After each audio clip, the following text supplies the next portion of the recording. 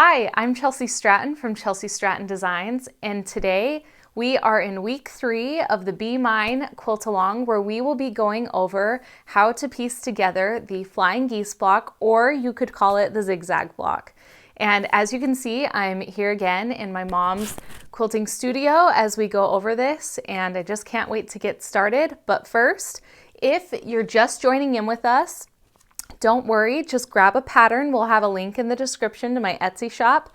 You'll need the Be Mine pattern. We have it in paper and PDF form to get started, and you're not behind. Billy has the videos for week 1 and week 2 already up on the YouTube. So just start with week 1 and you'll be caught up in no time. So let's get started.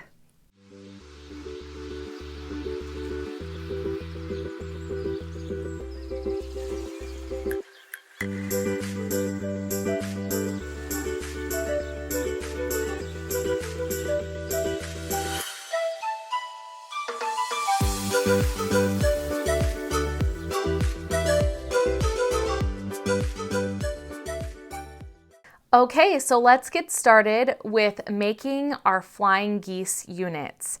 And I just have one tip that I want to start out with. And so normally you're going to have to draw lines diagonally across each of your squares. But if you wanted to, you could use the diagonal seam tape by Allison of Cluck Cluck Sew. And this just makes it easier so that you don't have to draw the lines, but if you want to draw the lines, that is perfectly fine as well. So I wanted to bring that up before we got started. So what you're going to do, and I'm showing you both options that you are going to need to make your zigzags. You are going to need 4 with the print background, and you're going to need 4 rectangles with the background. And you're going to swap. So when you have a print background, you're going to need 2 background squares. And when you have the background rectangle, you're going to need 2 print squares. And you're going to need 4 of each. And what we're going to do is we're just going to go over how to make a simple flying geese unit. So what I want you to do is you are going to take one of your squares and you're going to line it up on either the left or right side of your print rectangle.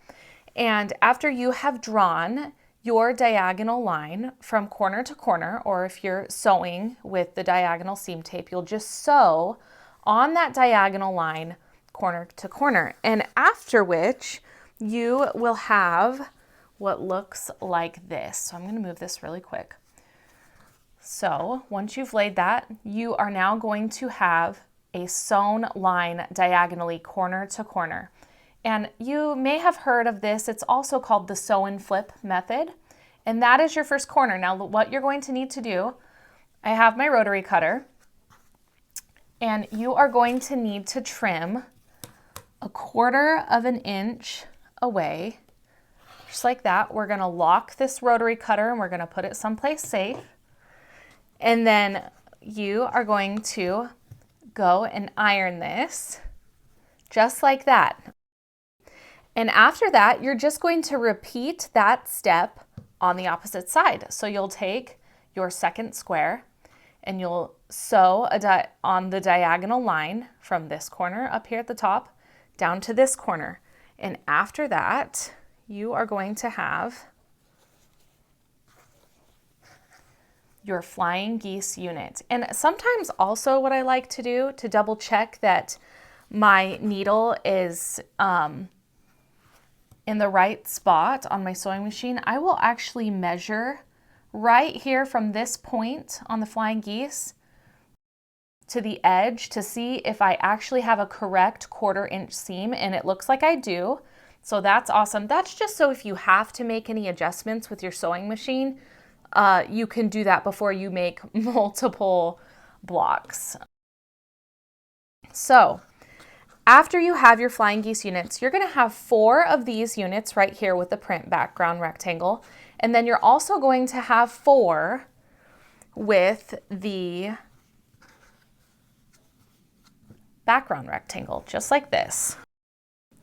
And I'm just going to show you, this isn't how the pattern is written. So you're going to have 4 of each of these, but this is how the first section of your chevron will look And I'm just showing you that because once you have sewn all 4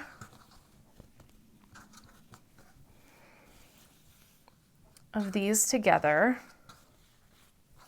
it's just like this. So you'll notice you have these, the print rectangle, and you're going to sew 4 of those together in a row. And I just wanted to show you the chevron look as an example. But then you're going to sew your background rectangle, 4 of those in a row, and that is going to give you 2 rows that make your chevron colorway. And you are going to make 4 of these different colorways. So there's actually 8 rows in the block, but you sew these together. And after you have sewn those 2 together, I'll move this just right here. You are going to have 1 color section of your chevron zigzag block, okay? Now I'm just gonna flip this over to show you because we talk about pressing a lot. You're alternating rows before you sew this final section together, okay? So just like in the last blocks that we went over this, you're going to be pressing all of your odd rows in this direction, and you're going to be pressing all of your even rows in this direction. And then, once you're done, you won't have any problems with your pressing with the final section. All right, so you are going to need 4 of these sections, and that's what's fun about the Sincerely Yours collection is it gives you lots of options for color. So I chose a darker purple and a coral pink, and I'm going to show you the final block right here. So you have 8 rows, and they're going to be sewn together to make 4 sections of different colors until you have your final Flying Geese zigzag block. And so I'm going to show you the back as well with the pressing, just so you can see. So look how I alternated all of my rows with the pressing before sewing these 2 sections together. I alternated all of my pressing, and then after that I was able to sew the 4 different colorway sections together. And then you'll see in the pattern we are on page 4 this whole time. And then you will just be pressing towards the top of the block to complete your block. And there you have it. It's as simple as that. This is how you make the zigzag block for the Be Mine Quilt Along. And now you have 3 out of the 4 blocks completed.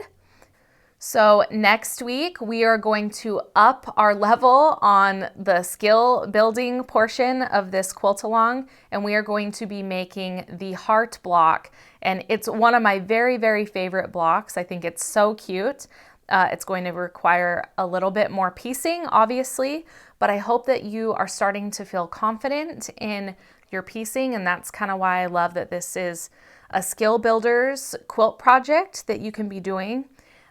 So I can't wait for you all to share your blocks on social media, and I can't wait to get started week 4 with the heart block as well.